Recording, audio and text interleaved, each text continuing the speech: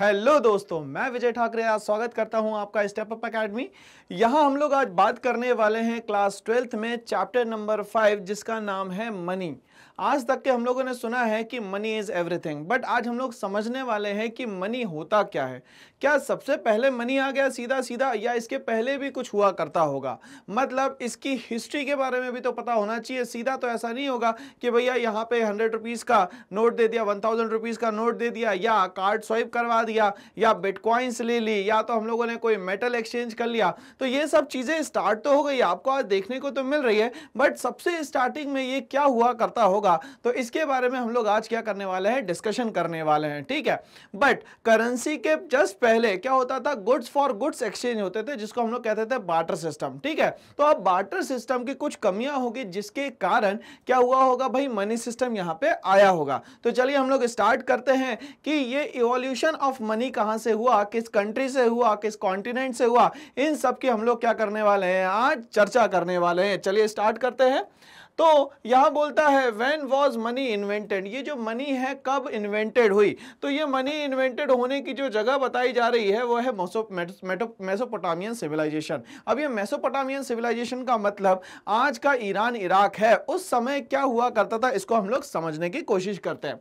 Before money was invented people bartered for goods and services. ठीक है, जब money नहीं आई थी तो लोग क्या करते थे, बार्टर्ड करते थे, मतलब एक्सचेंज करते थे। किस चीज का, गुड्स एंड सर्विसेज का। गुड्स हमें पता है क्या होते हैं, ऐसी कोई भी चीज जिसकी कोई फिजिकल वैल्यू हो, फिजिकल आइडेंटिटी हो, और उसको हम लोग एक्सचेंज कर सकते हैं, उसको हम लोग बोलते हैं यहाँ पे गुड्स। और सर्विसेज का मतलब कि आपके काम आसान करने वाली कोई भी चीज हो, उसको क्या बोलते हैं हम लोग यहाँ पे, सर्विसेज कहते हैं। ओके, तो हम लोग बात कर रहे हैं यहाँ पे कि जो बार्टर्ड होने वाली चीज है वो है गुड्स, और दूसरी कौन सी है भाई, सर्विसेज है। Okay, it wasn't until about 5000 years ago that the Mesopotamian people created the shackle. ठीक है, अब उन लोगों ने एक तरीके की अपनी खुद की एक कॉइन बनाई होगी, एक अपने खुद के लिए एक्सचेंज के लिए एक सिस्टम बनाया होगा, जैसे ये बना हुआ है। ठीक है ना, तो ये इन लोगों ने क्या बनाया, एक टाइप का शेकल बनाया। Okay, shackle which is considered the first known form of currency. अभी तक के देखा गया है कि सबसे पहली जो करेंसी है वो मानी गई है कहां की, मेसोपोटामियन की, और उसको क्या बोला गया है भाई,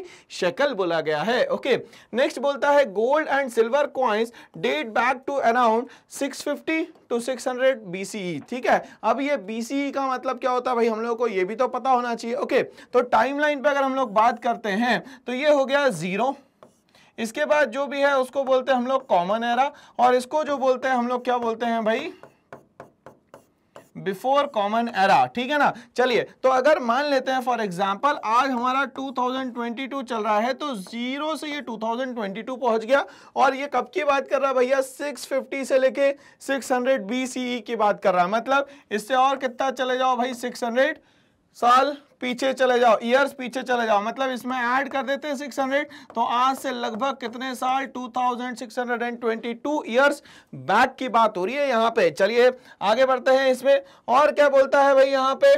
ठीक है, when stamped coins were used to pay armies, और वहां पे जो भी काम करने वाले जो भी सैनिक हुआ करते थे उनको वहां पे क्या करी जाती थी, इससे पेमेंट करी जाती थी। किस फॉर्म में करी जाती थी भाई, तो ये कहते हैं कि गोल्ड में और सिल्वर कॉइन्स में क्या करी जाती थी, पेमेंट करी जाती थी। Some evidence suggest that metal coins may be as old as 1250 BCE। तो मेटल कॉइन जो है लगभग 1250 BCE से यहाँ पे यूज किए जा रहे हैं। तो हम लोगों ने आज ही सबसे पहले हम लोग ये समझ चुके हैं कि ये जो मनी है वो कहां से इन्वेंट हुई है। तो याद रखना है हम लोगों को, मेसोपोटामियन आज का मतलब ईरान इराक हो गया। ठीक है, चलिए आगे बढ़ते हैं, इसमें हम लोग बात करते हैं कि ये जो बार्टर सिस्टम है इसकी हिस्ट्री क्या थी, कहां से ये स्टार्ट हुआ। ये गुड्स फॉर गुड्स तो आप बहुत आसानी से बोल देते हैं, मगर स्टार्ट करने वाली कोई तो कंट्री होगी। चलिए उसके बारे में समझने की कोशिश करते हैं। The history of bartering, bartering का सीधा मतलब क्या होता है, गुड्स टू गुड्स या कमोडिटी टू कमोडिटी एक्सचेंज को हम लोग क्या कहते हैं, बार्टर सिस्टम कहते हैं। Okay, dates all the way back to 6000 BCE। तो ये लगभग कितने साल पुरानी बात है भाई, 6000 साल पुरानी बात है। When Mesopotamian tribes introduce the concept to the Phoenician. ठीक है। तो अब यहाँ पे ये जो फिनिशियंस है ये क्या हुआ करते थे भैया, सी ट्रेडर हुआ करते थे, और इन लोगों ने ये देखिए मेडिटेरेनियन सी के पास ये बहुत अच्छा नेटवर्क बनाया, और ये क्या करते थे अपनी नॉलेज को और अपनी जो भी टेक्नोलॉजी को क्या करते थे लोगों से यहाँ पे शेयर करते थे, और उसके बदले में कुछ पैसा भी लिया करते होंगे। Okay, goods were exchange for each other, ठीक है ना। तो गुड्स आपके पास कुछ है, फॉर एग्जांपल आपके पास राइस है, मेरे पास व्हीट है, तो हम दोनों क्या करेंगे भाई यहाँ पे एक्सचेंज करेंगे। ओके, चलिए, in the absence of money, but यहाँ पे क्या होता था, एब्सेंस ऑफ मनी, तभी तो ये सिस्टम क्या कहलाता है, बार्टर सिस्टम कहलाता है। Okay, including things like T, salt, weapons and food, जिसकी भी जो भी जरूरत होती थी वो यहाँ पे क्या कर सकता था, यहाँ पे चीजों का एक्सचेंज कर सकता था।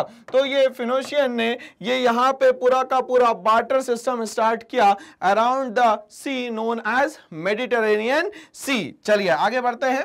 फर्स्ट मेटल कॉइन की हम लोग बात करेंगे कि ये जो मेटल कॉइन है कब आया सबसे पहले। Okay, the first metal coin dates back 1000 BC in China. कहां से स्टार्ट होता है मेटल कॉइन की जो पूरी सिस्टम है, वो कहां से स्टार्ट होती है भाई, चाइना से स्टार्ट होती है। These coins were made from stamped pieces of valuable metals, ठीक है, मतलब कि उसको बहुत तेजी से प्रेस करके क्या करा जाता होगा, बनाया जाता होगा, जिसको हम लोग आज बोलते हैं मिंटिंग करना, मतलब किसी मेटल को पर्टिकुलर शेप में कन्वर्ट करना कहलाता है मिंटिंग करना। ओके, तो यहां पे मेटल कौन कौन से यूज होते थे भाई, पहला होता था ब्रॉन्ज और दूसरा कौन सा होता था, कॉपर, जो कि बहुत ही इजीली अवेलेबल होते थे मार्केट में। Okay, early iterations of coins were also used by ancient Greeks। अब चाइना के बाद हम लोग और बात करें कुछ कंट्री की, तो उसमें आ जाते हैं भैया ग्रीक्स, मतलब ग्रीस नाम की कंट्री के लोग। ओके, स्टार्टिंग अराउंड 650 BC ही, 650 BC में ये सारी की सारी चर्चाएं हुई है कि यहाँ पे कॉइन्स इस्तेमाल होना शुरू हो गए हैं। आगे हम लोग बात करेंगे कि अब भाई करेंसी तो हो गई बहुत सारी, मेटल कॉइन बहुत सारे देख लिए, अब हम लोग बात करेंगे कि भैया जो आप पेपर करेंसी यूज कर रहे हो वो कब कहां से आई है भैया, ये भी तो बताइए हम लोगों को। बिल्कुल हम बताएंगे आपको साहब। चलिए फर्स्ट पेपर मनी की बात करते हैं। While the first paper money was created in China, ठीक है, कब, 700 to 800 AD में, मतलब जीरो के बाद, मतलब अभी अभी कुछ सालों पहले की ही बात हो रही है। Okay, It would be a long time before paper currency was commonly used, ठीक है ना। तो ये बहुत लंबे समय से हम लोग पेपर करेंसी का क्या कर रहे हैं, आप लोग इस्तेमाल कर रहे हैं। The first country to use paper money was the China, but it was only used until about 1455, तो वहां पे 1455 तक ये क्या होती है, पेपर करेंसी इस्तेमाल होती है। The lighter weight of paper money allowed for international trade, क्यों, क्योंकि इसको लाने ले जाने में बहुत आसानी रहती थी, और दूसरा ये आराम से विजिबल रहता था कि भैया चलिए लाइट वेटेड है तो हम लोग इसको उठा के ले जा सकते हैं और देखने में समझ में आता है कि कौन सी कंट्री की ये करेंसी है। तो ये सबसे अच्छा तरीका था। Okay, which created both problem destruct and currency wars and opportunities, the ability to trade in new places for new goods। धीरे धीरे करके नई नई जगह पे ये करेंसी पहुंचना चालू होती है और नए नए तरीके के गुड्स में क्या होने लगता है भाई, एक्सचेंज होने लगता है। तो इस तरीके से हम लोगों ने समझा कि ये जो पेपर करेंसी है वो चाइना से स्टार्ट होती है। अब हम लोग बात करेंगे यहाँ पे कि what are the 5 stages of evolution of money. आज जो हम लोग मनी देख रहे हैं वो कहाँ से स्टार्ट होता है, तो ये सबसे पहले बोलता है, सबसे पहले जो हमारे यहाँ मनी सिस्टम था वो था कमोडिटी सिस्टम, जिसको हम लोग यहाँ पे क्या कह रहे हैं, बार्टर सिस्टम। मतलब क्या होगा, सामान के बदले में सामान मिलेगा, उसको बोलेंगे क्या हम लोग यहाँ पे बार्टर सिस्टम। दूसरा बोलता है यहाँ पे मेटेलिक कॉइन्स, मतलब मेटल्स का इस्तेमाल होगा यहाँ पे एक्सचेंज के लिए। ओके, तीसरा क्या बोलता है यहाँ पे, पेपर करेंसी, जो हम लोग कॉइन्स थे अब उसी को हम लोग किस में यूज कर रहे हैं, अब पेपर के फॉर्म में इस्तेमाल कर रहे हैं, क्योंकि इसको कैरी करना बहुत ही आसान है। ओके, इसके बाद बात करेंगे हम लोग क्रेडिट मनी की, और फिर हम लोग बात करेंगे प्लास्टिक मनी की। तो इस तरीके से हमारे यहाँ कमोडिटी, मेटेलिक, फिर पेपर, फिर क्रेडिट और फिर प्लास्टिक मनी, ऐसे करके हमारे यहाँ इवोल्यूशन स्टार्ट होता है काय का भाई, मनी का। तो ये हम लोग समझ चुके हैं। देखिए कमोडिटी से मेटेलिक, मेटेलिक से हम लोग जाएंगे कहाँ पे, अपने पेपर पे, पेपर पे जाएंगे फिर हम लोग किस पे, प्लास्टिक मनी पे, और बीच में क्या आ जाएगा भाई, हमारे क्रेडिट मनी आ जाएगा। ओके, चलिए, तो हम लोग अब अपने मेन टॉपिक पे आते हैं। अब ये तो हम लोगों ने इवोल्यूशन की बात करी कि जो मनी है वो आई कहाँ से है, बट हम लोग ये समझते हैं यहाँ पे ये जो बार्टर सिस्टम है जिसको हम लोग C2C इकोनॉमी सिस्टम कह रहे हैं, उसमें क्या क्या डिसएडवांटेजेस थे जिसके कारण कहीं ना कहीं मनी को इवॉल्व किया गया। कुछ तो कारण हो गए, तो इसमें कारण की बात करते हैं हम लोग। तो ये कारण को हम लोग बोल रहे हैं यहाँ पे लिमिटेशंस, मतलब बार्टर सिस्टम की कुछ लिमिटेशंस थी जिसके कारण आप क्या लेके आए हो भाई, मनी लेके आए हो, या क्या लेके आए हो, करेंसी लेके आए हो। चलिए, सबसे पहले क्या बोलता है, lack of double coincidence of wants, मतलब जो आपकी जरूरत है वो मेरी जरूरत नहीं है, इसको बोलते हैं lack of double coincidence of wants. Okay, number 2 क्या बोलता है, lack of common measure of value, मतलब अगर उसको मेजर किया जाए दोनों के वेट को तो उसकी जो वैल्यू है वो क्या होगी, हमेशा अलग अलग निकल के आएगी। तो इसको क्या बोला, lack of common measure of value. Number 3 क्या बोलता है, लैक ऑफ डिविजिबिलिटी, मतलब इनको बांटा नहीं जा सकता है। Lack of store of value, इनको बहुत दिनों तक के स्टोर भी किया नहीं जा सकता है, ये सबसे इंपॉर्टेंट है। Okay, lack of standard of deferred payment, deferred payment का मतलब क्या हुआ भाई कि आज आप क्या कर लो, यहाँ पे ट्रांजैक्शन कर लो, बट इन फ्यूचर में आप इसकी पेमेंट करना चाहते होगे, बट उस समय ऐसा नहीं होता था। क्यों, क्योंकि दूर दूर कंट्रियों से लोग आते थे, यहाँ पे ट्रेड करते थे, बट वो वापस चले जाएंगे, तो यहाँ पे क्रेडिट मार्केट कैसे चलेगा। तो जो भी यहाँ पे एक्सचेंज हो रहा है वो सारा का सारा एक्सचेंज कैसा होगा भाई, ऑन द स्पॉट होगा। ये बहुत इंपॉर्टेंट बात है, ठीक है। तो ये सारे के सारे कहीं ना कहीं लिमिटेशंस है, या मैं बोल सकता हूं क्या है, सारे के सारे ड्रॉबैक्स है किसके, बार्टर सिस्टम के। चलिए स्टार्ट करते हैं हम लोग मनी से। मनी होती क्या है, money is what law says money, ठीक है। जो भी हमारे यहाँ जो भी कंट्री में गवर्नमेंट चल रही है, गवर्नमेंट अगर उसको बोल दे कि भैया ये इलीगल टेंडर है, ये मनी है, तो आपको मानना पड़ेगा कि क्या है भैया, वो मनी है। तो आपके कहने से काम नहीं चलता। सरकार अगर कहेगी कि ये हमारे यहाँ की करेंसी है, ये हमारे यहाँ की मनी है, तो वो आपको माननी पड़ेगी। इसलिए कहते हैं money is what law says money, law ने जिसको कह दिया उसको मानना पड़ेगा आपको, क्या, मनी। अब मनी के फंक्शंस क्या होते हैं, काम क्या करती है, तो इन्होंने कहा सबसे पहले मीडियम ऑफ एक्सचेंज के काम में आती है। जैसे मान लेते हैं मैं किसी के शॉप पे जाता हूं और शॉप से बोलता हूं भैया ये मुझे सामान चाहिए, सामान लेने के बाद वो मुझसे कहेगा सर इसका पेमेंट तो कर दीजिए, मैं कहूँगा बिल्कुल ले लीजिए। तो मैंने क्या करा, उनको कैश दिया और सामान ले लिया। तो ये जो मनी है क्या काम कर रही है, मीडियम ऑफ एक्सचेंज का काम कर रही है।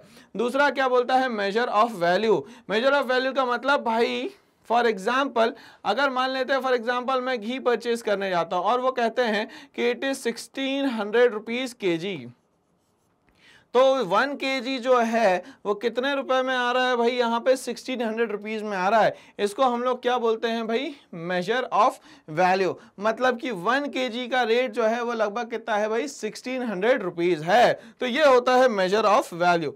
नेक्स्ट क्या बोलता है, स्टोर ऑफ वैल्यू। यहाँ पे चीजों को संभाल के रखा जा सकता है, मतलब स्टोर करके रखा जा सकता है। ये भी काम किसका भैया, फंक्शंस ऑफ मनी का। जैसे एक कॉइन है, मान लेते जब मेरी बर्थ हुई थी तो मेरे को किसी ने दी थी, अभी तक के वो कॉइन संभाल के रखी, खराब भी नहीं हुई, बट अगर इसी की जगह पेपर करेंसी होती तो कहीं ना कहीं वो फेड हो जाती, या कहीं ना कहीं उसमें कुछ ऐसी चीजें लग जाती जिसके कारण वो खराब हो जाता करेंसी नोट। तो अब यहाँ पे बात कर रहे हैं कि ये जो कॉइन्स है ये बहुत ही सेफ पेमेंट है, क्योंकि अपने आप में क्या है, मेटल, और बहुत लंबे समय तक ये क्या दे सकते हैं, आपको सर्विसेज दे सकते हैं। नेक्स्ट बोलता है standard of deferred payment. Money आने के कारण ट्रांजैक्शन तो आज आप कर ले रहे हो, बट फ्यूचर में भी चाहो तो इसकी पेमेंट कर सकते हो। जैसे फॉर एग्जांपल डीडी बना सकते हो, चेक्स बना सकते हो। तो ये सब क्या है, ये सब फ्यूचर पेमेंट के तरीके हैं, इसीलिए यहाँ कहा गया स्टैंडर्ड ऑफ डेफर्ड पेमेंट, ठीक है। इसके बाद हम लोगों को क्या पढ़ना पड़ेगा भाई, मनी सप्लाई पढ़ना पड़ेगा कि ये जो मार्केट है, मार्केट में मनी कितनी भेजना है। अगर फॉर एग्जांपल मैंने किसी से बात करी तो उसने कहा भाई एक काम करो, अगर गरीबी हटाना है तो एक काम करो 10-10 हजार रुपए सबको बांट दो। मैंने कहा ठीक है भाई, सबको अकाउंट में 10-10 हजार रुपए डाल दिए, ठीक है। अब उन्होंने कहा सर इसको 10,000 रुपए बांटने से तो पूरी गरीबी खत्म हो जाएगी। मैंने कहा बिल्कुल नहीं होगी। क्यों नहीं होगी भाई, क्योंकि 10,000 रुपए जब आप फ्री में बांटोगे किसी को तो ये 10,000 रुपए की क्या हो जाएगी भाई, यहाँ पे महंगाई बढ़ जाएगी, जिसको हम लोग बोल रहे हैं यहाँ पे इन्फ्लेशन। क्यों? क्योंकि हर चीज जो बेचने वाला होगा उसके पास हर चीज की वैल्यू कितनी हो जाएगी, यहाँ पे अब 10,000। तो करेंसी अगर आपने बिना सोचे समझे छाप दी तो इसके कारण हमेशा महंगाई बढ़ेगी, इसके कारण कभी भी चीजें सस्ती नहीं होने वाली है। ओके, अब नेक्स्ट बोलता है यूनिट ऑफ अकाउंट, मतलब अब इसको मेजर आप कर सकते हो और हर करेंसी की एक वैल्यू होगी और हर डिनोमिनेशन के सामने लिखा होगा उसमें कि कितने की ये वैल्यू रखता है, जिसको हम लोग बोलते हैं यहाँ पे फेस वैल्यू। तो ये सारी चीजें जो है हम लोगों को यहाँ पे अभी डिस्कस करनी है। अब हम लोग स्टार्ट करते हैं कि जो बार्टर सिस्टम है उसमें लिखना क्या है, एग्जाम में हम लोग क्या लिखने वाले हैं भाई बार्टर सिस्टम में। ओके, तो ये बोलता है barter means exchange of goods for goods, किसी भी सामान के बदले में सम्मान, नहीं भाई, सामान के बदले में सामान देना कहलाता है क्या,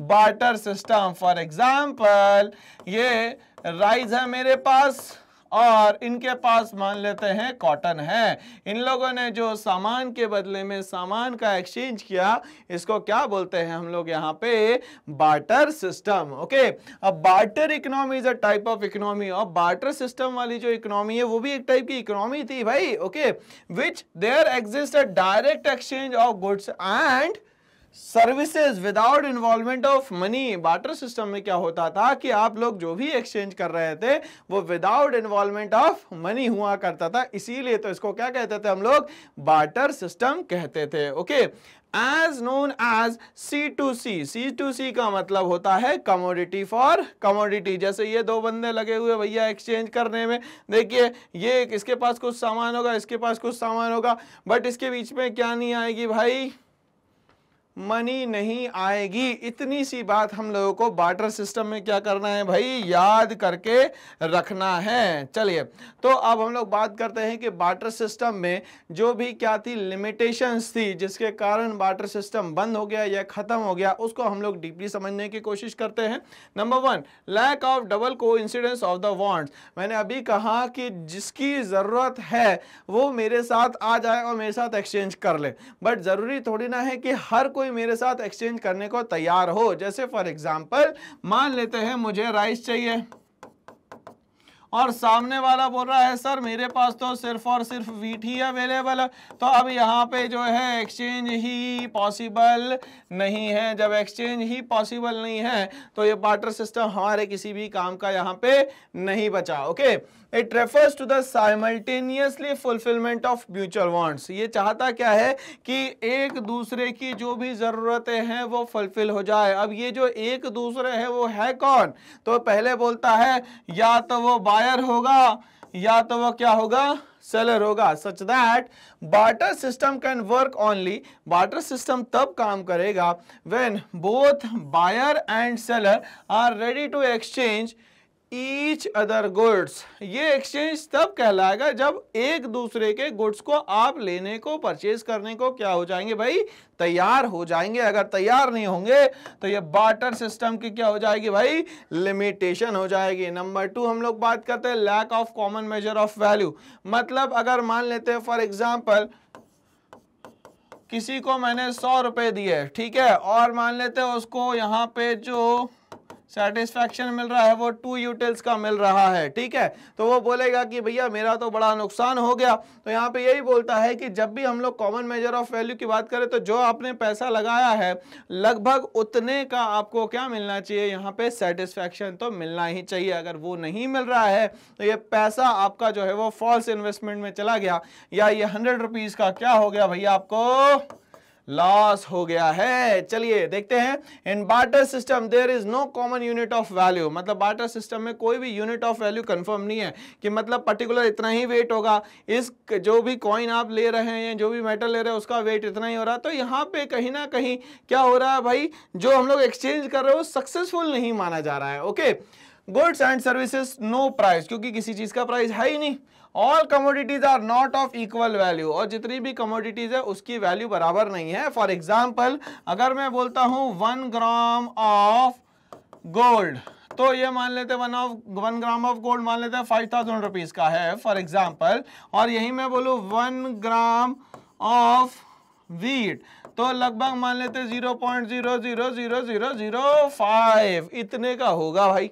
बट इन दोनों का वेट तो सेम है, बट क्या वैल्यू सेम है क्या? बिल्कुल भी सेम नहीं है। ओके, तो यहाँ पे यही बोलता है it becomes very difficult to exchange. अब ये दोनों एक दूसरे के साथ एक्सचेंज यहाँ पे कर ही नहीं सकते, क्योंकि इन दोनों की वैल्यू क्या नहीं है भैया? बराबर नहीं है। Okay, in modern economy where we need million of ratios, आज हम लोग बात कर रहे हैं कि हमारे पास बहुत सारे रेशियो, किसी चीज के बदले में किसी को भी हम लोग क्या चाहते हैं? खरीदना चाहते हैं। यहाँ पे for large number of goods and services it become impossible to use barter system, क्योंकि आज हमारी जरूरतें बहुत ज्यादा बढ़ गई है, तो बहुत मुश्किल है कि हम लोग उस पैसे को सही जगह लगा के सही चीज खरीद पाए, क्योंकि उतना पैसा तो हम लोगों ने लगा दिया, बट और चीजें चाहिए होंगी तो फिर और पैसे की जरूरत पड़ेगी। मतलब कि यहाँ पे गुड्स फॉर गुड्स जो एक्सचेंज होता था और lack of measure of value होने के कारण हम लोग बार्टर सिस्टम को यहाँ पे क्या नहीं करेंगे? प्रमोट नहीं करेंगे, या तो हम लोग बार्टर सिस्टम को यहाँ पे यूज नहीं करेंगे। हम लोग आगे बात करते हैं लैक ऑफ डिविजिबिलिटी की, मतलब एक गुड्स को दूसरे गुड्स के बदले में बांटा नहीं जा सकता। फॉर एग्जांपल ये मान लेते हैं 100 kg वीट है और इसको एक्सचेंज करना चाहते हैं भैया हॉर्स से, तो क्या 100 kg हॉर्स को अलग निकाल के दे दिया जाएगा क्या? भैया हॉर्स तो बचेगा ही नहीं यहाँ पे। तो इस तरीके से जो एक्सचेंज है ये तो पॉसिबल ही नहीं है कि एक दूसरे के बदले में हम लोग ले पाए। क्यों? क्योंकि अगर 100 kg हॉर्स को निकाल दोगे तो भैया अब तो वो नहीं बचेगा ना, तो वो नहीं बचेगा तो एक्सचेंज किसके साथ करोगे? तो ये कहीं ना कहीं बार्टर सिस्टम का क्या था भाई? ड्रॉबैक था। क्या? Lack of divisibility. Okay, there are plenty of goods which can't be divided, ऐसे बहुत सारे गुड्स है जिनको डिवाइड करना जो वो है बहुत ही मुश्किल काम है। Transaction of such goods is not possible in barter system, और आप क्या नहीं कर सकते? अब इसमें ट्रांजैक्शन नहीं कर सकते, ये सबसे डिफिकल्ट काम है। Okay, for example if someone want to exchange his horse with a pair of shoes, अगर वो चाहता भी है कि अपने हॉर्स से इस पेयर ऑफ शूज को क्या कर ले भाई? एक्सचेंज कर ले, तो ये तो क्वाइट इम्पॉसिबल है कि आप लोग क्या कर पाए? इसको एक्सचेंज कर पाए। He won't be able to divide his horse into pieces, क्या वो उतने पेयर ऑफ शूज के लिए अपने हॉर्स के क्या करेगा? वो काटने शुरू कर देगा क्या पैर वैर? नहीं भैया, ऐसा नहीं करना है। ओके, तो उसको पीसेस में तो वो कभी भी कन्वर्ट नहीं करेगा, and hence the exchange is impossible, इसीलिए जो एक्सचेंज है वो क्या हो गया? यहाँ पे इम्पॉसिबल हो गया। तो ये लैक ऑफ डिविजिबिलिटी हम लोगों ने समझा। इसके बाद बात करते हैं हम लोग lack of store of value, मतलब ये जो भी गुड्स है इसको बहुत समय तक के स्टोर नहीं किया जा सकता, ये पॉसिबल ही नहीं है। Okay, under barter system it is impossible to store wealth for the future, इसको संभाल के रखना जो है बड़ा ही इम्पॉसिबल है। जैसे फॉर एग्जांपल ये बैग में कुछ वीट रखे हैं और मैंने इनसे ट्रांजैक्शन कर लिया, बोला 5 साल बाद मैं ये वीट आपसे खरीद के ले जाऊंगा। 5 साल ये वीट तो क्या हो जाएंगे भाई? खराब हो जाएंगे रखे रखे। बोलिए हाँ या ना? तो अब ये वीट किसी भी काम के नहीं बचेंगे। दूसरा, इनका जो वेट होगा वीट का वो भी क्या हो जाएगा भाई? कम हो जाएगा पहले से। तो ये तो एक्सचेंज जो है वो हो ही नहीं सकता। तो यहाँ पे यही बोल रहा है lack of store of value, कि कोई भी कमोडिटी को इन फ्यूचर तक के यहाँ पे सेव नहीं किया जा सकता है। ओके, तो आगे बोलता है as most of the goods like wheat, vegetables etcetera, तो इसमें हम लोग ग्रेन्स तो ले ही सकते हैं, साथ में पेरिशेबल गुड्स भी ले सकते हैं जिसकी जो लाइफ टाइम रहती है वो बहुत कम होती है। हो सकता है 24 आवर्स हो सकता है 48 आवर्स हो, तो उतने में ही अगर वो एक्सचेंज नहीं होता है तो वो क्या हो जाएगा भाई? पेरिश हो जाएगा या खराब हो जाएगा। ओके, इसीलिए यहाँ पे क्या बोलता है? Lack of store of value. आगे क्या बोलता है भाई? कि डज नॉट पोजेस ड्यूरेबिलिटी, क्यों? इनके पास क्या नहीं है भाई? ड्यूरेबिलिटी मतलब समय नहीं है। एंड क्वालिटी बिकम वर्स, अगर ये वीट 4 सालों तक के रखा हुआ है इसी बैग में तो धीरे धीरे करके इसकी क्वालिटी जो है वो वर्स्ट टू वर्स्ट हो जाएगी भाई। Okay, with passage of time, ठीक है? तो किसके कारण हुई भाई? अगर टाइम अगर आगे बढ़ गया तो उसी के कारण क्या होगी? इसकी क्वालिटी जो है क्या हो जाएगी भाई? इंफीरियर हो जाएगी। Okay, to storing them for future is just a waste of time, अगर हम लोगों ने स्टोर कर भी लिया तो वो क्या मिलेगा भैया? वो तो खाद बन चुका होगा, मैन्योर बन चुका होगा। वो जो हम लोगों ने क्या रखी है? ग्रेन्स रखी है, वेजिटेबल्स रखी है, तो वो हमारे काम में नहीं आएगी। अब उसको किस में यूज करो भाई, एग्रीकल्चर में यूज करना शुरू कर दो। तो इसी तरीके से जब हम लोग स्टोर नहीं कर पाए, इसीलिए हम लोगों ने बार्टर सिस्टम को क्या करा भैया, टाटा बाय बाय करा और मनी सिस्टम को हम लोग ले आए। Okay, and hence store of wealth for future is not possible under barter system. इसीलिए हम लोग इसको फ्यूचर तक के बचाने में क्या नहीं थे भैया, कैपेबल नहीं थे। ओके, लास्ट हम लोग बात करते हैं लिमिटेशन की, lack of standard of deferred payment. ठीक है, तो इन फ्यूचर पेमेंट करना बड़ा ही क्या था भाई, डिफिकल्ट टास्क था। इसको हम लोग ऐसे समझे कि यहाँ पे ये बोलता है कि ये एक पर्सन है जो अरब कंट्री से आया है। ओके, इंडिया आता है, मान लेते हैं उसको पूरा वॉयज करने में 8 महीने लग जाते हैं। आता है यहाँ इंडिया, चीज़ों का एक्सचेंज करता है और फिर वो जाने लगता है। मगर वो बोलता है कि भैया मेरे पास यहाँ पे क्या है भाई, पैसा कम पड़ गया। अब पैसा कम पड़ गया तो हम कैसे भरोसा करें कि 8 महीने बाद आप वापस आओगे। कोई भाई सीसीटीवी तो लगा नहीं है कि उस पर नज़र रखेंगे, कोई जीपीएस सिस्टम तो था नहीं उस समय पे। आए वापस चले गए, वापस आएंगे कि नहीं आएंगे ये बिल्कुल भी पता नहीं है। तो यहाँ पे ये जो फ्यूचर पेमेंट्स की बात थी, ये क्या थी भैया, पॉसिबल ही नहीं थी कि अभी हम किसी पे ट्रस्ट कर पाए। तो इसको क्या बोलते हैं हम लोग यहाँ पे, lack of standard of deferred payment. क्या होता है इसमें, deferred payment are those payments which are to be made on some future date. मतलब भरोसा ही नहीं है कि हम लोग फ्यूचर में आपसे मिलेंगे कि नहीं मिलेंगे। ट्रांजैक्शन तो अभी कर रहे हो तो अभी पेमेंट कर दो, मगर फ्यूचर में तो हम लोग मानेंगे ही नहीं आपकी बात। Okay, under barter system such transaction are impossible as, क्यों ये इम्पॉसिबल था, borrowers may not be able to arrange the goods of exactly same quantity at the time of repayment। जरूरी नहीं है जो आज बात कर रहा है उसी तरीके से उसी पेमेंट पे आपका एक्सचेंज होने वाला हो, ये जरूरी बिल्कुल भी नहीं है। ओके, कन्फ्लिक्ट में अराइज, इसके कारण क्या होगी भाई, लड़ाई झगड़े होंगे, भाई हम लोग तलवार निकालेंगे, वो भी तलवार निकालेंगे, वॉर में कन्वर्ट हो जाएगा। तो भैया ये सब नहीं करना, हम तो ट्रेड करने आए थे, चुपचाप ट्रेड करके जाना चाहते हैं। ओके, तो कन्फ्लिक्ट क्रिएट होता है दोनों पार्टीज के बीच में regarding the goods of exactly same quality at the time of repayment। जब रीपेमेंट करेंगे और वही क्वालिटी ऑफ गुड्स नहीं मिलेगा तो फिर क्या होंगे, लड़ाई झगड़े होंगे। इसीलिए ये डेफर्ड पेमेंट यहाँ पे भी सक्सेसफुल नहीं थी। ओके, द कमोडिटी में लूज और gain it's value at the time of repayment. ऐसा भी हो सकता है कि जो भी आपके पास वैल्यू है अभी किसी चीज की, मान लेते हैं ग्रेन्स की अभी जो वैल्यू है वो 100 kg है, बट 5 साल बाद ये मुश्किल से मुश्किल 10 kg बचेगी। तो अब ये रीपेमेंट के टाइम 10 kg बचेगी, तो वो क्यों अपना लॉस करवाएगा भाई। कोई भी नहीं चाहता कि जितने का सामान खरीदा है हम लोग क्या करें, उतनी की ही पेमेंट यहाँ पे करेंगे। तो क्या रहेगा, सामने वाला भी सेटिस्फाइड रहेगा और हम भी क्या रहेंगे, यहाँ पे बहुत ज्यादा सेटिस्फाइड रहेंगे। तो यहाँ पे हम लोग पूरी कहानी समझ चुके हैं किसकी भाई, बार्टर सिस्टम की। तो ये बार्टर सिस्टम जो है एक तरीके का क्या था, सिस्टम तो अच्छा था बट कहीं ना कहीं इसमें बहुत सारे ड्रॉबैक्स आ गए। तो इसको ओवरकम करके कौन आता है भाई, मनी आता है। तो अब हम लोग क्या समझेंगे भाई यहाँ पे कि मनी क्या होता है। तो मनी तो सबके पास होना चाहिए, सब ऐसा ही सोचते हैं, बिना मनी के तो कुछ नहीं होता है। Money and everywhere is Honey Honey Honey. तो इस तरीके से दिमाग चलता है हम लोगों का, कॉमर्स वालों का। तो हम लोग ध्यान दें यहाँ पे कि मनी बहुत ज्यादा जरूरी है, बिना मनी के कोई भी काम नहीं हो सकता। अगर फॉर एग्जांपल मुझे आज स्विट्जरलैंड भी जाना है घूमने, तो सिर्फ अगर मेरे अकाउंट में पैसा रखा हुआ है तो मैं कहीं पे भी जा सकता हूँ, स्विट्जरलैंड क्या दुनिया में कहीं पे भी जा सकता हूँ। तो मनी जो है वो सबसे इंपॉर्टेंट हो गई है। बट मनी का जो बेस है वो ये है कि मनी जनरली यूज की जाती है एक्सचेंज के लिए। और एक्सचेंज किसका होता है जनरली, या तो वो गुड्स हो सकते हैं या तो वो क्या हो सकती है यहाँ पे, सर्विसेज हो सकती है। तो हम लोग समझते हैं कि मनी में हमें लिखना क्या है, ड्यू टू मेनी ड्रॉबैक्स। अब ये किसके ड्रॉबैक की बात कर रहे हो भाई, तो इन्होंने कहा बार्टर सिस्टम के ड्रॉबैक की बात कर रहे हैं। वो 5 हम लोगों ने देखे थे, क्या थे उनके लिमिटेशंस या ड्रॉबैक थे। Is not a successful alternative to deal in the present economy. तो आज की प्रेजेंट इकोनॉमी में ये बार्टर सिस्टम बिल्कुल भी काम नहीं कर पा रहा था सही से।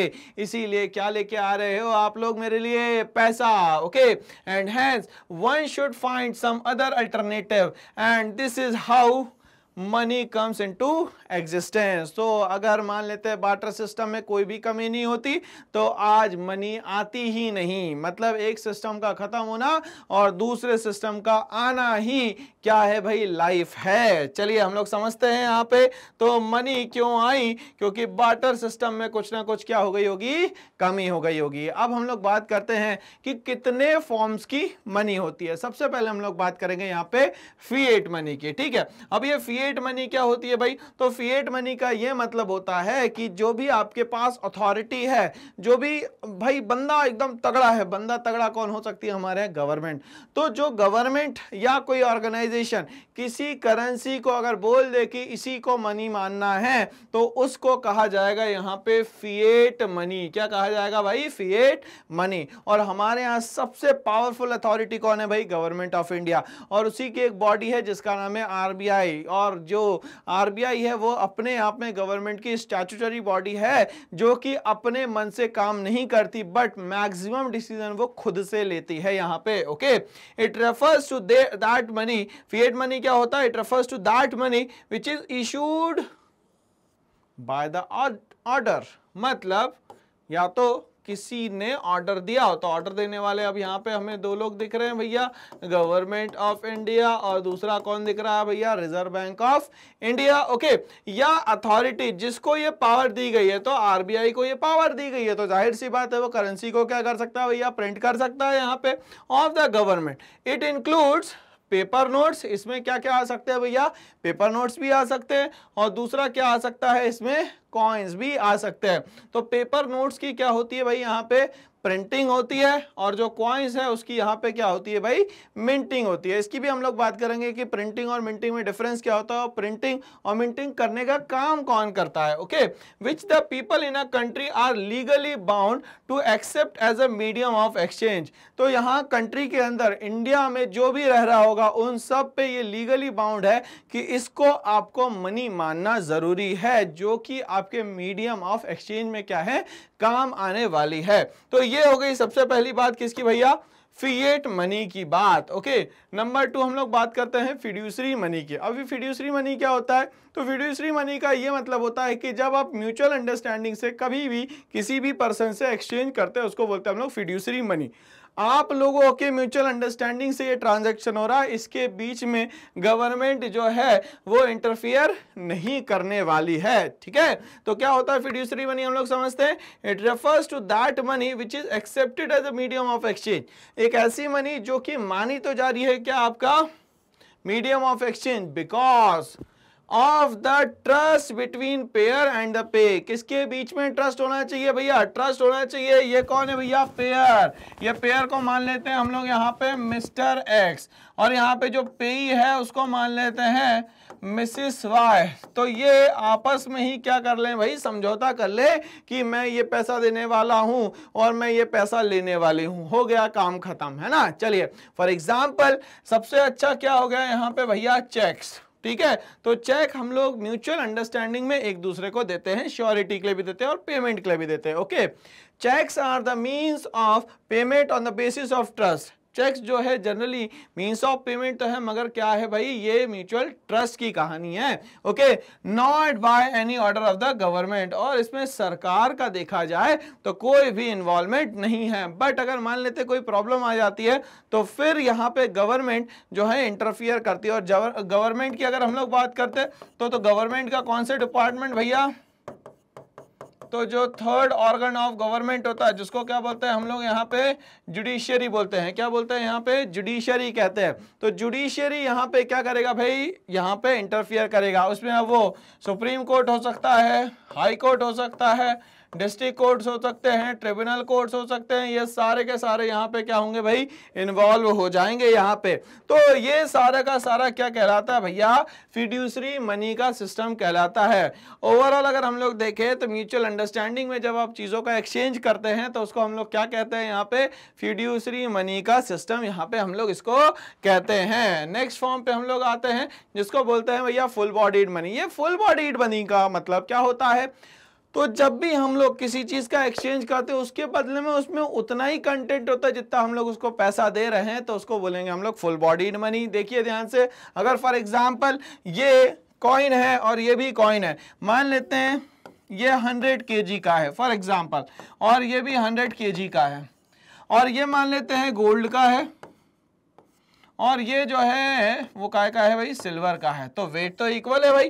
तो ऐसे अगर कोई एक्सचेंज होता है जिसमें दोनों में वेट बराबर हो, उसको क्या बोलेंगे हम लोग यहाँ पे, फुल बॉडीड मनी। मतलब उसमें उतनी वैल्यू लगी हुई है जितने का हम क्या करवाने वाले भाई, एक्सचेंज करवाने वाले। तो उसको क्या बोलेंगे हम लोग यहाँ पे, फुल बॉडीड मनी कहेंगे। Okay, it refers to that money in terms of coins. ठीक है, ऐसी मनी जो इन टर्म्स ऑफ क्या होने वाली है, यहाँ पे कॉइन्स होने वाली है। Okay, whose commodity value is equals to, मतलब उसमें यहाँ पे जितना भी इसमें लगा हुआ है पैसा, उसकी बात हो रही है। Okay, is equal to the money value, मतलब उसमें जितना लगा हुआ है और मनी वैल्यू, दोनों की जो वैल्यू है वो क्या है, यहाँ पे बराबर है भैया। Okay, when these are issued, अगर इशूड करेंगे तो अगर आंख बंद करके दोनों कॉइन को मैंने हाथ में रख लिया और वेट करा तो दोनों क्या होंगे, यहाँ पे बराबर होंगे। तो ऐसी जो वैल्यू है, ऐसी जो मनी है, उसको क्या बोलना है भाई, नाम दे दो full bodied money. For example,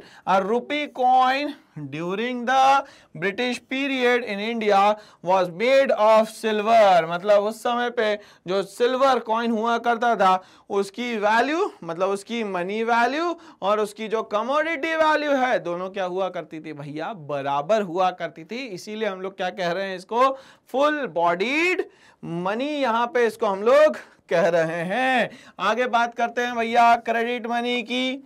अब क्रेडिट मनी का मतलब, जब हमारी मनी वैल्यू कमोडिटी वैल्यू के बराबर नहीं होगी तो हम लोग क्या मानेंगे इसको भैया, बताओ जल्दी से, क्या मानेंगे इसको? तो इसको मानेंगे भैया क्रेडिट मनी। क्यों भाई क्रेडिट मनी? क्योंकि यहाँ पे जो भैया आपकी मनी वैल्यू है वो कमोडिटी वैल्यू से या तो कम है या तो ज़्यादा है, मतलब बराबर यहाँ पे नहीं है। अगर मान लेते हैं कि हम लोग यहाँ पे काम करें, ये चेक है और चेक में 1 लाख रुपीज़ लिखा हुआ है, ठीक है, चलिए, और ये 1 लाख रुपीज़ रखे हुए हैं, तो ये दोनों बराबर तो नहीं होगा, मगर ये कहा जा रहा है कि इसमें जो वैल्यू लिखी हुई है, ठीक है, ये है मनी वैल्यू, और ये जो कमोडिटी वैल्यू है हो सकता है ज़्यादा हो या हो सकता है कम हो। तो यहाँ पे एक बात याद रखनी है कि ये जो इंडिकेशन है, याद रखना है कि इसमें मनी वैल्यू जो होगी वो हमेशा ज़्यादा होगी और जो कमोडिटी वैल्यू इसकी दिख रही है वो क्या होगी, हमेशा कम। तो इसके लिए याद करने के लिए सबसे अच्छा तरीका है जो करेंसी हमारे नोट्स होते हैं, वो सबसे अच्छा तरीका है यहाँ पे। ओके, चलिए क्रेडिट मनी को हम लोग समझने की कोशिश करते हैं। It refers to that money of which money value is more than commodity value. Money value क्या होगी, इसमें ज्यादा होगी, और जो कमोडिटी वैल्यू होगी क्या होगी भाई, ज्यादा की कम, हमेशा कम होगी। For example, market value of coin, जो मार्केट में जो भी कॉइन चला रहे हो, आपकी मर्जी है, जो चलाना है वो चला सकते हो। Okay, market value of coin is lower than the money value. तो यहाँ पे देखिए मनी वैल्यू ग्रेटर है और जो कमोडिटी वैल्यू है वो क्या है भाई, यहाँ पे कम है। ठीक है, तो मनी को हम लोग और क्या डेफिनेशन में लिख सकते हैं, तो money is anything which is generally accepted as a medium of exchange, measure of value, store of value, means of standard of deferred payment. मतलब इसमें ये सारी की सारी क्वालिटीज होना इसमें जरूरी है, तभी जाके इसको क्या नाम दोगे भैया, क्या नामकरण करोगे इसका? तो आपने कहा साहब रख दो, क्या नाम, मनी रख दो। और क्या बोल सकते हैं इसको लीगल डेफिनेशन में, मनी इज एनीथिंग, मतलब हमारा लॉ क्या कहता है मनी के बारे में, money is anything which law says money, मतलब लॉ ने अगर एक बार मनी कह दिया तो उसको ही मनी आपको मानना पड़ेगा। और money covers all such things like coins, notes, cheques etcetera, वो सारी चीजें जो पैसे में कन्वर्ट हो जाती हैं उसको हम लोग क्या मानते हैं भैया, यहाँ पे, इसको यहाँ पे हम लोग मानते हैं मनी। ठीक है, चलिए अब हम लोग बात करेंगे कि ये जो आपने मनी की बात करी है, क्या वो सप्लाई करने वाला पर्सन कौन होगा यहाँ पे? तो ऐसी बॉडी जो क्या करेगी, मार्केट में सप्लाई करेगी। अभी सप्लाई किस बात की करनी है भाई, तो इनने कहा सप्लाई करनी है अब यहाँ पे मनी की। तो मनी आएगा कहां से, छापेगा कौन, हमारे तक के पहुंचाएगा कौन, क्योंकि हमें जब भी पैसे की जरूरत पड़ती है तो हम लोग कहां जाते हैं भैया, बैंक जाते हैं, या तो कहां जाते हैं, पोस्ट ऑफिस। डायरेक्टली आरबीआई तो चले नहीं जाते हैं। तो मार्केट में ये पैसा लेके कौन आता है, इसके लिए यहां पे 3 बॉडी रिस्पॉन्सिबल है। सबसे पहले तो हम लोग बात करेंगे central bank of the country which is known as RBI, हम लोग इंडिया की बात कर रहे हैं अभी, ओके। दूसरा होता है सबसे बड़ी खतरनाक जो बॉडी है उसका नाम है गवर्नमेंट, सरकार चाहे तो कुछ भी कर सकती है। और जो तीसरी बॉडी है उसको बोलते हैं हम लोग कमर्शियल बैंक। कमर्शियल बैंक इसलिए बोलते हैं क्योंकि ये फ्री में कुछ नहीं देगा आपको, जो भी ट्रांजैक्शन करना है वो पैसे में ही करेगा भैया, मतलब पैसा लेगा और पैसा देगा, मतलब कोई व्यवहार नहीं है, सिर्फ और सिर्फ क्या है यहाँ पे, पैसे की यहाँ पे बात की जा रही है, ठीक है। चलिए क्या बोलता है, in India RBI is the principal supplier. तो यहाँ पे इंडिया में सबसे बड़ा जो सप्लायर है मनी का वो कौन है भाई, आरबीआई। बाकी किसी का अथॉरिटी ही नहीं है कि आप करेंसी को मिंटिंग या प्रिंटिंग कर सकते हैं, ओके। बोलता है principal supplier of money, RBI issues currency on the basis of minimum reserve system, ठीक है। तो आरबीआई कौन सा सिस्टम यूज करता है भाई, तो उसको हम लोग बोलते हैं यहाँ पे एमआरएस, ठीक है। तो एग्जाम में याद रखिएगा, एब्रीविएशन फॉर्म में भी आ जाता है कि एमआरएस का मतलब क्या होता है। तो एमआरएस का मतलब होता है कि आपको मेंटेन करना है मिनिमम रिजर्व, और वो कितना मिनिमम रिजर्व मेंटेन करना है, तो वो लगभग 200 करोड़ करना है in the form of gold and foreign securities. अब आपने बोल तो दिया गोल्ड एंड फॉरेन सिक्योरिटीज कितना रखना है भाई, तो 115 करोड़ का क्या करना है आपको, गोल्ड रखना है एनी हाउ, और बाकी जो बचा है उसका क्या रखना है भैया, आपको फॉरेन सिक्योरिटीज रखना है। तो जो भी रिमेनिंग अमाउंट बचेगा उसको किस में रखना है भैया, आपको फॉरेन सिक्योरिटीज में रखना है। तो ये याद हो गया हमें कि गोल्ड फॉर्म में कितना रखना है भाई, 115 करोड़, और जो भी बचेगा बाकी वो किस में रख देना है। फॉर एग्जांपल 85 करोड़ बचा, वो किस में होना चाहिए, आपका फॉरेन सिक्योरिटीज में होना चाहिए, okay. The ministry of finance issues 1 rupee notes and coins of all denomination, ठीक है। चलिए तो एक बात याद हो गई हमें कि जो यहाँ पे मिनिस्ट्री ऑफ फाइनेंस है वो सारे के सारे कॉइन्स को मिंटिंग करने का काम करती है, बट वो 1 रुपए के नोट को भी छापने का काम करती है, मतलब प्रिंटिंग का काम करती है। तो हम लोगों को ये पता है कि अगर फॉर एग्जांपल ये नोट है तो यहाँ पे गवर्नर के साइन है, ठीक है, बट यहाँ कह रहे हैं कि जो 1 रुपए का नोट होगा उस पर यहाँ पे गवर्नर ऑफ इंडिया के साइन नहीं होंगे, मतलब गवर्नर ऑफ जो आरबीआई है उसके साइन नहीं होंगे, ठीक है। तो जो एक बॉडी है गवर्नमेंट की, सबसे इंपॉर्टेंट बॉडी है, ठीक है ना, तो उसमें जो अपॉइंट पोस्ट पे रहेगा उसका नाम है गवर्नर, क्या, आरबीआई का गवर्नर, ठीक है ना। चलिए तो अब यहाँ पे वो साइन नहीं कर सकता भाई, तो कौन साइन करेगा यहाँ पे, तो यहाँ पे साइन करेगा भाई फाइनेंस सेक्रेटरी, ठीक है। और ये किसके अंडर में आता है, तो मिनिस्ट्री ऑफ फाइनेंस के अंडर में यहाँ पे आता है, ठीक है। चलिए और हम लोग 1 रुपए का जो करेंसी है उसको हम लोग क्या मानते हैं, टोकन करेंसी भी मानते हैं, क्यों, क्योंकि वो सबसे मिनिमम वैल्यू है हमारी किसी भी चीज के ट्रांजैक्शन को करने के लिए, okay. Money created by the commercial bank, और मनी जो क्रिएट करने वाला है वो कौन है भैया, कमर्शियल बैंक है, ठीक है। By way of demand deposit. अब ये डिमांड डिपॉजिट क्या होता है, तो डिमांड डिपॉजिट का मतलब होता है आपने जो भी पैसा जमा करके रखा है, आपको जब भी जरूरत लगती है आप उस पैसे को निकाल सकते हैं, that is known as demand deposit, okay. Is called the bank money, ठीक है। और क्या नाम दिया जाता है इसको भैया, बैंक मनी नाम दिया जाता है, okay. Bank money refers to demand deposit और checkable deposit of the peoples with the commercial bank. आपने जो भी पैसा अपने सेविंग अकाउंट में रख रखा है वो सब आपके लिए क्या है भाई, यहाँ पे डिमांड डिपॉजिट है, क्यों, क्योंकि जब भी आपको जरूरत लगेगी आप उस पैसे को वहां से क्या कर सकते हैं, निकाल सकते हैं। तो ये पावर किसके पास है निकालने की पैसे को, ये आपके पास है, ओके। अब हम लोग और ज्यादा इन्वॉल्व होते हैं मनी में, हम लोग और टाइप्स की मनी को समझते हैं। यहाँ पे सबसे पहले हम लोग समझते हैं हाई पावर्ड मनी को, और इसको कहा जाता है मॉनेटरी बेस और कहा जाता है बेस मनी। होता क्या है इसको पहले ही समझते हैं। It is a sum total of a, किस किस चीज का सम टोटल है, a currency held by the people. सबसे पहले हम लोग उनकी बात करेंगे जो पैसा लोगों के पास रखा हुआ है, ठीक है। दूसरा vault for day to day business cash of the commercial bank, दूसरा वॉल्ट, मतलब जो कमर्शियल बैंक के पास डे टू डे बिजनेस करने के लिए रखा हुआ उसको क्या बोला जाता है, वॉल्ट।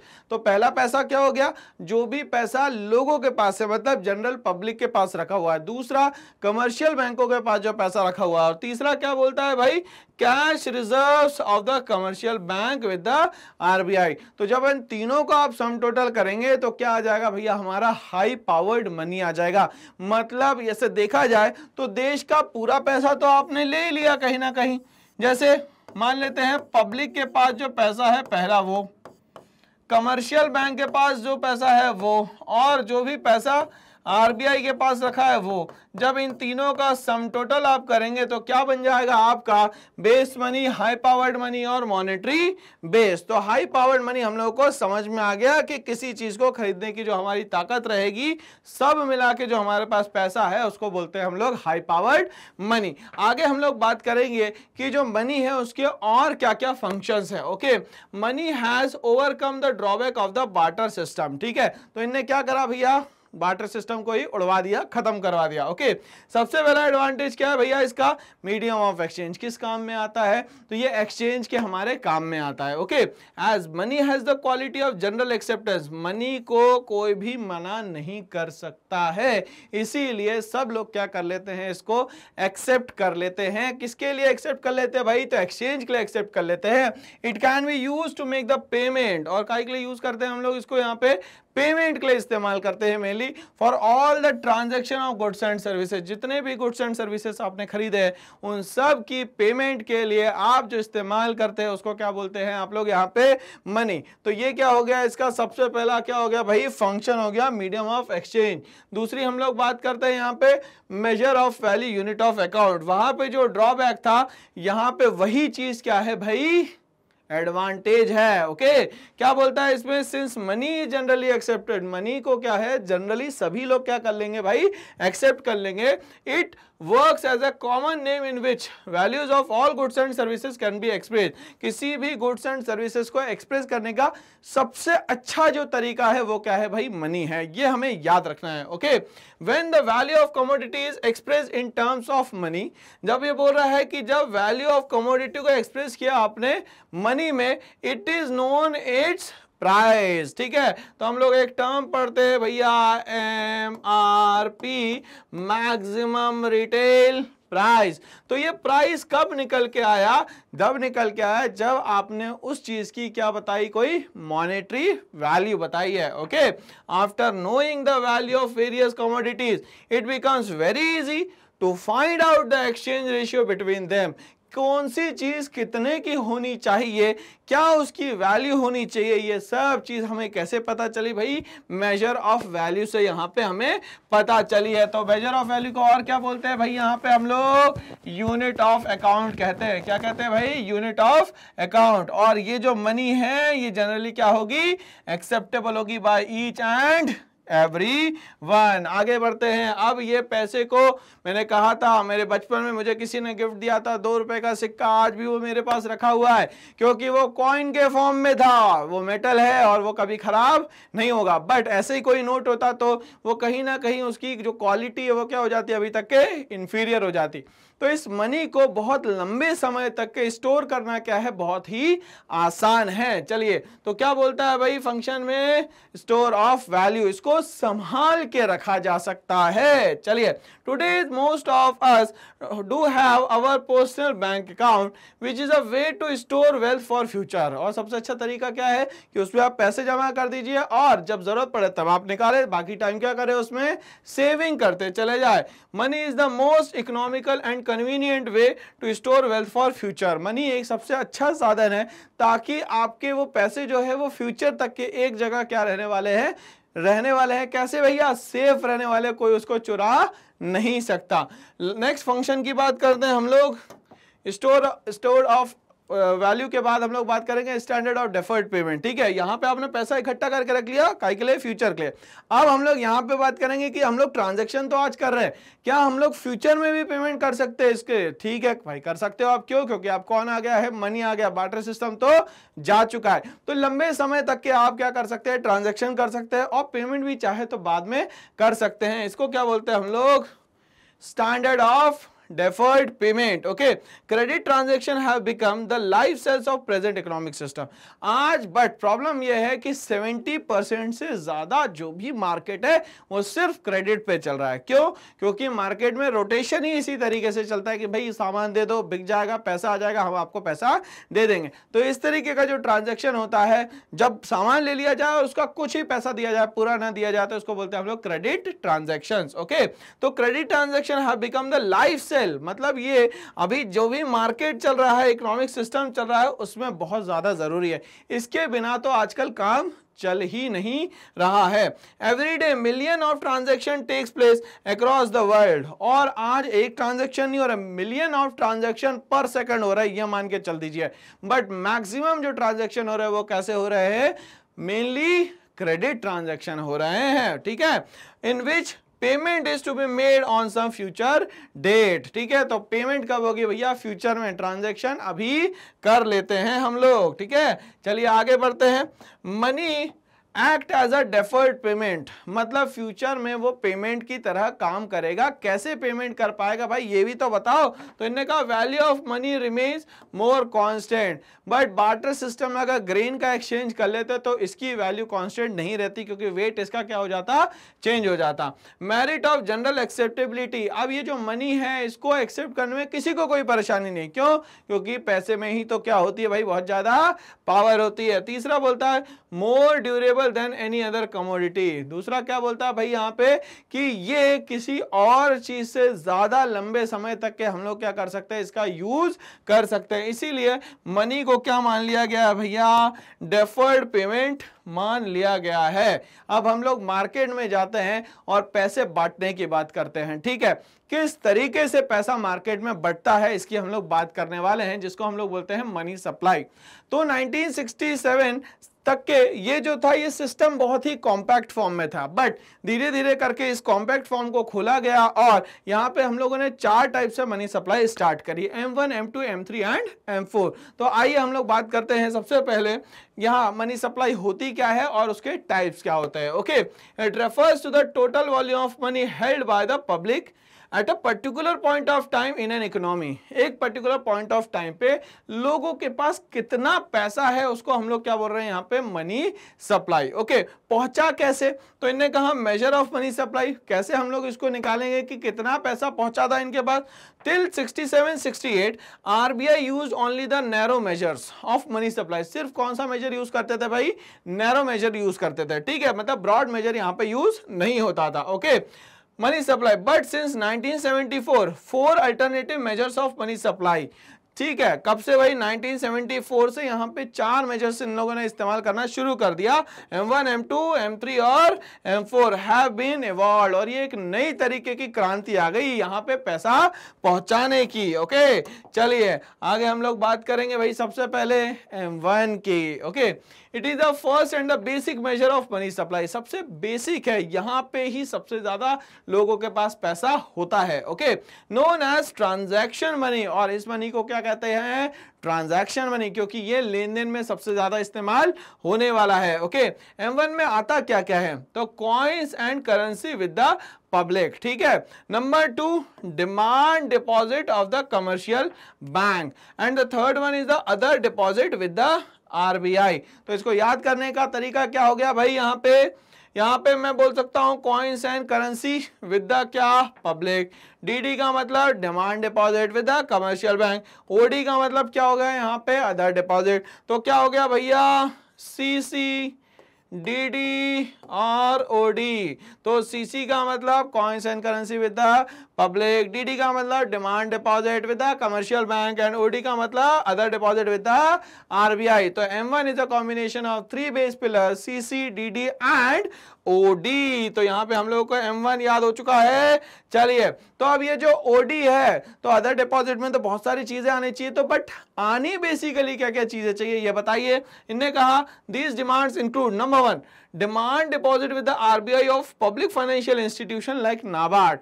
तो आरबीआई के पास जो डिमांड डिपॉजिट जमा है कुछ पब्लिक इंस्टीट्यूशन का, जैसे कि NABARD, national bank for agriculture and rural development, इसका जो पैसा जमा है किसके पास, आरबीआई के पास में डिमांड डिपॉजिट के फॉर्म में, ये आता है अदर डिपॉजिट में।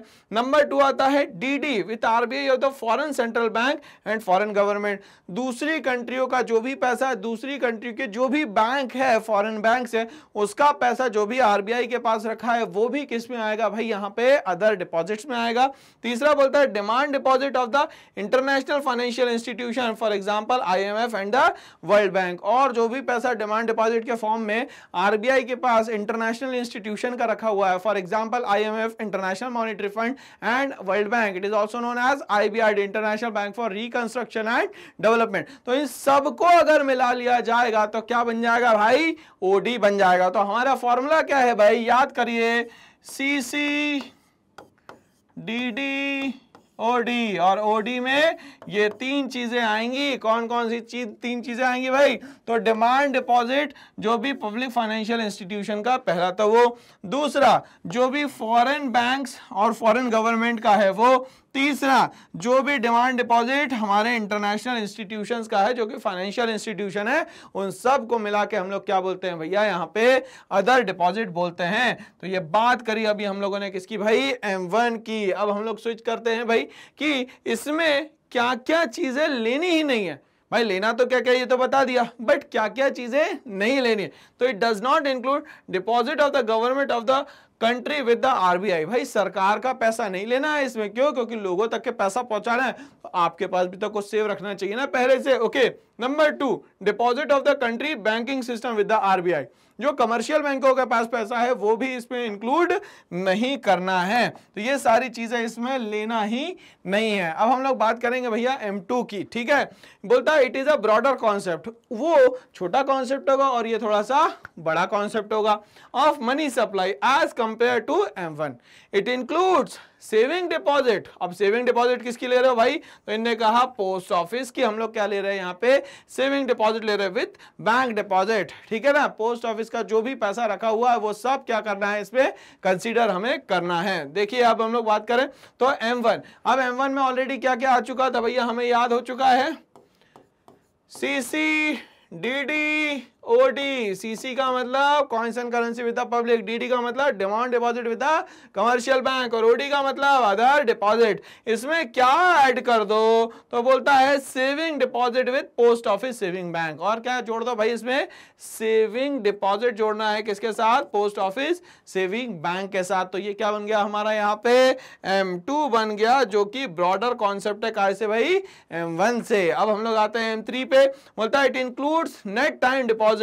आज सुबह बैंक खुला और कितना पैसा आपने जमा कर दिया सुबह से आज तक के बैंक में, शाम के 5 बजे तक के, वो सब नेट टाइम डिपॉजिट में आएगा। तो ये M3 जो है कॉम्बिनेशन है किसका भाई, M1 का। M1 ऑलरेडी याद हो चुका है, क्या है भाई, सीसी डीडी ओडी, और इसमें क्या जोड़ दिया, net time deposit with the bank. आज का करेंटली जो भी हमारे पास पैसा आया है उन सबको अगर जोड़ देते हैं तो क्या बन जाता है, यहाँ पे M3 बन जाता है। अब हम लोग बात करेंगे भाई और ब्रॉडर कॉन्सेप्ट की, जिसको हम लोग बोलते हैं M4 is a combination of M3 plus, M3 में क्या आने वाला भैया, M1 plus net time deposit. अब M4 में क्या आएगा, M4 is equals to M3 plus total deposit with the post office saving bank in addition to the M3। अब इसमें टोटल डिपॉजिट आ रहा है पोस्ट ऑफिस का, और उसमें क्या आ रहा था भैया, सिर्फ सेविंग डिपॉजिट आ रहा था। तो इस तरीके से M1, M2, M3 और M4 हम लोगों ने अभी देखा। ये सारे के सारे क्या है भाई, मनी सप्लाई के कॉन्सेप्ट है, ठीक है। बट अब हम लोग कुछ स्पेशल बात कर लेते हैं कि इसमें क्या क्या चीजें स्पेशली आती है। तो ये बोलता है fact about measures of money. Number 1, M1 is being more liquid than M4। मतलब मैं ये बोल सकता हूं, क्यों बोल सकता हूं, क्योंकि इसको जनरली लोग ट्रांजैक्शन मनी मानते हैं। क्यों, क्योंकि लोगों के पास सबसे ज्यादा इसमें पैसा है। बीइंग लीस्ट लिक्विड, अगर M4 की बात करेंगे तो यह होगा लीस्ट लिक्विड, और ये क्या होगा भाई, हमेशा मोर लिक्विड होगा। M3 is widely used as measure of money supply and it is known as aggregate monetary resources of the society. M3 क्या है, लोगों के पास जो पैसा है इसको हम लोग कंसीडर करते हैं, क्या बोलता है, aggregate monetary resources of the society, मतलब कहीं ना कहीं लोगों का पैसा इनके पास बहुत सारा रखा हुआ है। ठीक है, आगे हम लोग बढ़ते हैं। M1 और M2 को बोलता है are generally known as narrow money. क्या मानते हैं इसको, नैरो मनी, मतलब M3 और M4 क्या हो जाएगा भैया, ब्रॉड मनी कॉन्सेप्ट हो जाएगा। Okay, where as M3 and M4 are broad money supply concept. तो हमें M1, M2, M3 और M4 सारा याद हो गया और एग्जाम में क्या आने वाला है ये हम लोगों को समझ में आ चुका है। अब हम लोग बात करेंगे नेट डिमांड डिपॉजिट की कि होता क्या है, कि आज हमारे पास बैंकों के पास सुबह से लेकर शाम तक के कितना पैसा आ गया, इसको क्या बोलेंगे हम लोग, नेट डिमांड डिपॉजिट। क्या बोलता है इसमें, net demand deposit consist of fund held in an account from which deposited fund can be withdraw at any time। आपने पैसा जमा करा है, आपको जब लगता है आप पैसा इसको निकालो, आपको कोई रोकने वाला नहीं है। From the depository institution saving account accessible by the teller, ATM हो सकता है, ये ऑनलाइन बैंकिंग हो सकती है, is that amount of deposit which is after all the liability and deduction. मतलब आपने सब कुछ पे ऑफ कर दिया, उसके बाद आपके पास जो खर्चा करने के लिए पैसा बचा हुआ है वो है आपका नेट डिमांड डिपॉजिट, मतलब उसको आप निकाल सकते हो बिना किसी की परमिशन के। Okay, whether they are statutory और voluntary depending on the depository. ठीक है, अब ये जो डिपॉजिटर है या डिपॉजिटरी है इस पे डिपेंड करता है भाई कि ये पैसा निकालना चाहता है कि नहीं। जबरदस्ती नहीं भाई पे उस पे अड़ी डाल दी, बोले नहीं भाई पैसा निकाल के लाओ, ऐसा करोगे तो दिक्कत हो जाएगी भाई। तो नेट डिमांड डिपॉजिट का मतलब वो पैसा जब आपको जरूरत लगती है आप उसको निकाल सकते हैं। आगे हम लोग बात करते हैं ग्रॉस डिमांड डिपॉजिट की। क्या होता है, gross demand deposit is the whole actual amount, पूरे अमाउंट की बात हो रही है, इसमें अभी कोई भी डिडक्शन यहां पे नहीं लगाया गया है। Of the deposit without any liability and deduction, इसमें ना तो कोई लायबिलिटी है ना तो कोई क्या है भाई यहाँ पे डिडक्शन है। This implies the gross demand deposit is the whole amount from which that such deduction are deducted, मतलब अगर नेट हो जाता तो इसमें कुछ ना कुछ डिडक्टेड हो जाता, बट ग्रॉस में यहाँ पे कुछ भी चीज डिडक्ट नहीं होती है। तो ये क्या हो गया भैया, हमारा ये एक्चुअल अमाउंट हो गया। अब हम लोग बात करते हैं टर्म डिपॉजिट की। टर्म डिपॉजिट का मतलब सीधे सीधे हम लोग बात करें तो एफडी की बात हो रही है। तो कितने दिन करना है, 1 दिन करना है, 2 दिन करना है, 1 साल करना है, 2 साल करना है, 5 साल। तो भाई आप जितने दिन लंबे की आप सोचेंगे उतना लंबा आपको इंटरेस्ट मिलेगा। मतलब अगर 7 साल की सोचोगे तो 7 साल का इंटरेस्ट मिलेगा, 1 साल का सोचोगे तो 1 साल का इंटरेस्ट मिलेगा। तो ये जो ड्यूरेशन आप तय करने वाले हैं इसको हम लोग यहाँ पे क्या बोलते हैं भैया, टर्म डिपॉजिट कहते हैं। समझते हैं इसको हम लोग।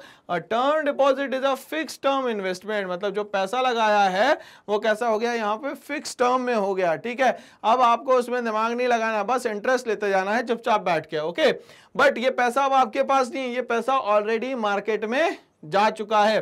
That includes the deposit of the money into an account at the financial institution, और ये पैसा कहाँ रख दिया है आपने, जाके फाइनेंशियल इंस्टीट्यूशन में जाके रख दिया है। अब इसके बदले में आपको क्या मिलने वाला है भैया, इंटरेस्ट मिलने वाला है। Okay, term deposit investment usually carry short term मैच्योरिटीज। ठीक है, अगर शॉर्ट टर्म में रखोगे तो आपको पैसा भी जो है उस पर मिलेगा क्या बेटा, कम मिलेगा, ज्यादा पैसा नहीं मिलेगा। Okay, ranging from 1 month to few year, चाहे तो 1 महीने के लिए भी रख सकते हैं या चाहे तो लंबे समय तक के भी इसको रख सकते हैं। Level of required minimum deposit, आपको जितने की जरूरत है आप उतना पैसा ब्लॉक कर दीजिए, उस पर आपको क्या मिलेगा, यहाँ पे बहुत सारा इंटरेस्ट मिल जाएगा।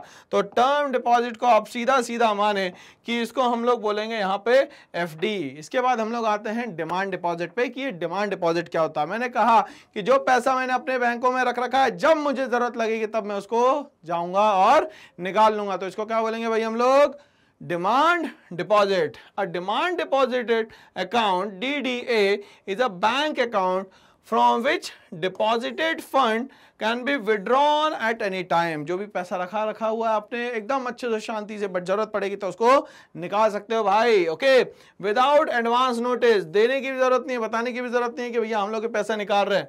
DDA accounts can pay interest on the deposited fund, आपने जो भी पैसा लगा के रखा है वहां पे, उसके बदले में आपको क्या मिलेगा, इसके इंटरेस्ट मिलेगा। बट आरंट रिक्वायर्ड टू, अगर जरूरत नहीं है तो उसको मत निकालो, इंटरेस्ट मिलता चला जाएगा। Checking accounts and saving accounts are common type of DDA, ठीक है ना। तो यहाँ पे हम लोग चेकिंग अकाउंट्स और सेविंग अकाउंट दोनों को ही किस में ले सकते हैं भैया, डिमांड डिपॉजिट में यहाँ पे ले सकते हैं, ठीक है। इन सब की टर्मिनोलॉजी हम लोग को अच्छे से याद हो गई है। अब यूनिट ऑफ अकाउंट का मतलब होता है किसी भी कंट्री की करेंसी। जैसे फॉर एग्जांपल हमारी जो कंट्री की करेंसी है उसका जो एक सिंबल है वो है इंडियन रुपया, ठीक है ना। ये किसने दिया भाई, तो डी उदय कुमार ने दिया है ना ये सिंबल। तो ये हमें याद रखना है कि हमारे यहाँ का जो सिंबल है वो है इंडियन रुपया। ये बात हम लोग को क्या रखनी है, एग्जाम में याद रखनी है। तो इसी के साथ हमारा ये जो चैप्टर है, चैप्टर नंबर 5 जिसका नाम है मनी, ये खत्म होता है। ऐसे ही और वीडियो के लिए आप लोग मेरे साथ बने रहिए स्टेप अप एकेडमी पे। अब आपको करना क्या है, इसके लिए बहुत ही आसान सा काम करना है, लाइक शेयर और सब्सक्राइब करना है चैनल को। इससे फायदा क्या होने वाला है, इससे फायदा बहुत कुछ होने वाला है। इसके अलावा यहाँ क्लास 6 से लेके क्लास 12 तक के सारा कंटेंट, सारा सिस्टम जो है वो टीचर के साथ आपको डिस्कस करने को मिलने वाला है, ठीक है। इसमें सारे बोर्ड्स भी यहाँ पे कवर होने वाले हैं, आईसीएसई बोर्ड, सीबीएसई बोर्ड और जितने भी स्टेट बोर्ड होते हैं वो।